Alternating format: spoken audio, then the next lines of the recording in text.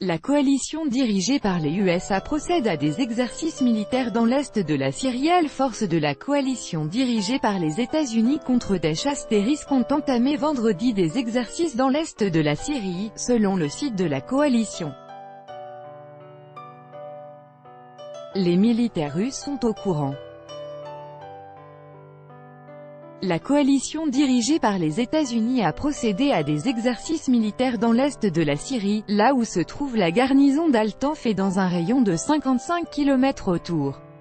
Les militaires russes sont au courant. Les exercices comprennent l'attaque depuis les airs d'un détachement de la taille d'un escadron et des tirs. Nos forces travailleront leur capacité à se déployer rapidement, à attaquer une cible par les forces aériennes et terrestres intégrées et à mettre en place une réponse rapide dans n'importe quel lieu où se tiennent des opérations conjointes de la coalition, indique le communiqué. Il est noté que la coalition conduit des activités pour prévenir des conflits avec les collègues russes, ayant recours aux canaux établis respectifs, dédiés à la prévention de l'incompréhension ou de l'escalade de la tension.